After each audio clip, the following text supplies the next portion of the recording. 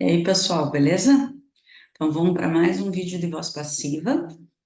Esse é o vídeo de número 9, tá? Eu acredito que esse vai ser o último com explicação. Depois desse, daí eu vou gravar um com resolução de questões, tá? Então, esse daqui eu vou colocar algumas observações em relação à voz passiva e depois daí eu encerro aqui a parte de explicação, tá? Então, aqui, algumas explicações, então, em relação à voz passiva. Número 1. Usa-se a voz passiva em inglês quando o sujeito é indefinido, que seria equivalente ao nosso sujeito indeterminado, tá? A gente sabe que no inglês, raríssimas são as frases sem sujeito, né? A situação mais comum que a gente usa a frase sem sujeito em inglês é o imperativo, que é aquela situação que eu dou uma ordem. Então, como eu não preciso dizer para quem que eu estou dando a ordem, porque geralmente quando eu dou a ordem eu olho para a pessoa, né, que eu estou dando a ordem, então eu não preciso colocar sujeito.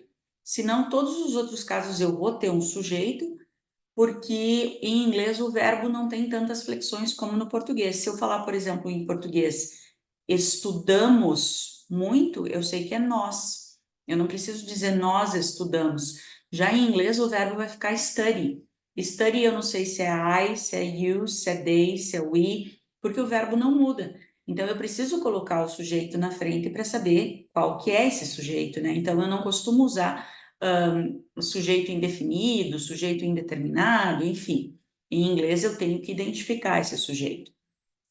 Então, quando eu não tenho esse sujeito, é um sujeito indeterminado, mesmo ele aparecendo aqui, eu não sei quem ele é, então eu costumo colocar essa frase na voz passiva. Por exemplo, eu digo assim: They eat avocado with sugar in Brazil. They eat. Mas quem é esse they? Eles. Eles quem? Eles comem abacate com açúcar no Brasil. Mas quem que são eles? Eu estou me referindo a eles, a população do Brasil. Mas eu não sei especificamente quem são esses eles, os brasileiros, as pessoas, o povo. Então, ele não deixa de ser um sujeito indeterminado, um sujeito indefinido. Então, essa frase ela fica melhor, ela soa melhor em inglês se eu colocar ela na voz passiva. Então, avocado is eaten with sugar in Brazil. Abacate é comido com açúcar no Brasil. Então, ela soa melhor, tá? Ela fica uma frase mais bem elaborada se eu fizer ela na voz passiva. O mesmo acontece aqui, ó. They play baseball everywhere in the USA. Eles jogam beisebol em todos os lugares nos Estados Unidos. Eles quem? Os americanos, o povo, as pessoas, enfim. Esse eles pode ser interpretado de várias maneiras. Então, para que essa frase fique melhor elaborada, é muito melhor eu montá-la na voz passiva. Baseball is played everywhere in the USA. Baseball é jogado em todos os lugares nos Estados Unidos. O uso da voz ativa com they ou people, e até eu colocaria aqui someone, somebody, tá? Os indefinidos, é mais comum na linguagem informal, ao passo que a voz passiva é mais usada na linguagem formal. Então, aqui, ó, é o caso que não tem necessidade de eu colocar by them. Não tem por que eu colocar, entendeu? Quando eu falava para vocês, a gente vai ver o caso que a gente não coloca por quem. Porque não tem necessidade, eu não sei quem são eles. Então eu não preciso colocar, eu deixo fora, tá? Não é necessário mencionar quem faz essa ação, porque eu não sei quem são eles. Eu não sei quem são as pessoas, eu não sei quem é alguém, tá? Em português, nós temos dois tipos de voz passiva. Não me perguntem para explicar isso, porque eu só coloquei o que eu tirei do livro, que depois eu vou dizer de qual que é o livro que eu tirei, tá? Quando eu estudava língua portuguesa na escola, eu sabia diferenciar, agora eu não sei mais, tá? Isso aqui é para professor de português. Então, nós temos a voz passiva analítica e a voz passiva sintética. Então, eu coloquei o exemplo aqui. Maria foi socorrida por José. Isso é a analítica. Vendem-se casas. Isso é a sintética. Em inglês, a gente só tem uma forma, tá? Que é a voz passiva. Morreu o assunto. Que equivale às duas formas em português. Então, eu vou dizer: português is spoken in Brazil. Acho que deveria ser português aqui, né? Eu acho que na hora de eu escrever, eu devo ter... Vamos colocar português, que acho que fica melhor, né? Português is spoken in Brazil. Eu posso traduzir como fala-se português no Brasil ou português é falado no Brasil. Qualquer uma das formas, em inglês vai ser Portuguese is spoken in Brazil, tá? A lot of rice is eaten in China. Tanto pode ser come-se muito arroz na China, como muito arroz é comido na China. Você que escolhe o jeito que você quer traduzir. Honey is sold here. Pode ser vende-se mel aqui ou mel é vendido aqui. Também aqui, ó, não interessa por quem, tá? Não tem necessidade de eu colocar by fulano, by someone, by... Não interessa, tá? By the people, by them, by Chinese, não interessa por quem, tá bom? E aqui uma dica bônus para vocês. Como que eu vou dizer? Comenta-se, relata-se, disse, me contaram. Tudo isso são frases também que a gente utiliza na voz passiva em inglês. Então, eu posso dizer assim, ó, it is said that.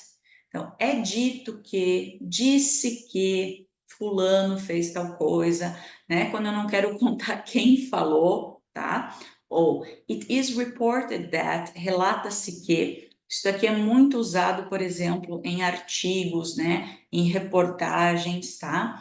Ou quando você quer contar que alguém te falou alguma coisa, mas você não quer falar quem que é o sujeito indeterminado, né?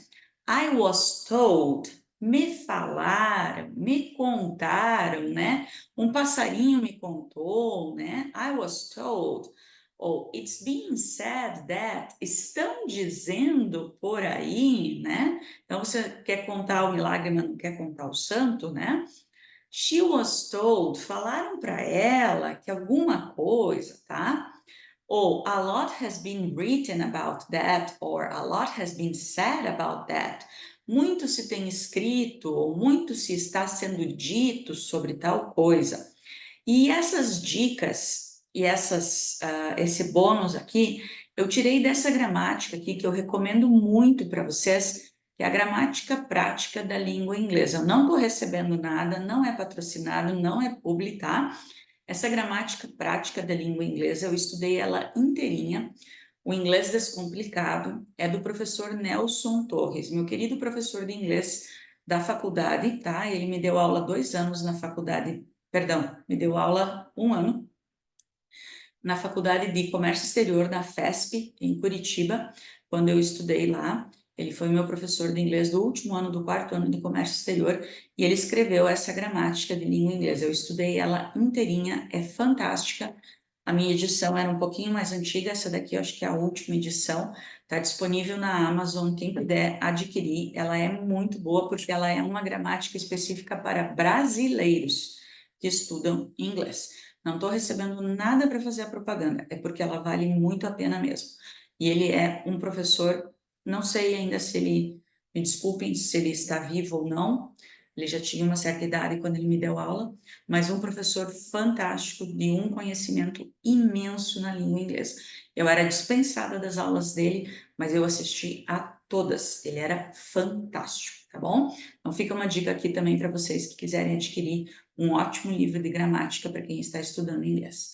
Então, hoje eu fico por aqui. O próximo vídeo, então, de voz passiva vai ser resolução de questões de vestibulares, tá bom? Mas para quem faz concurso público, as questões são as mesmas, tá? De voz passiva são as mesmas. Vou deixar todas as informações no box de descrição do vídeo.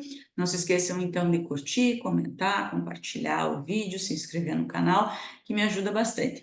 E quem quiser ainda se inscrever para participar do preparatório do CETRED, que também vale como um curso de estudo aí de férias, né, um intensivo de férias, ainda pode se inscrever, recebe as aulas que não participou, recebe a gravação e material em PDF sem problema nenhum.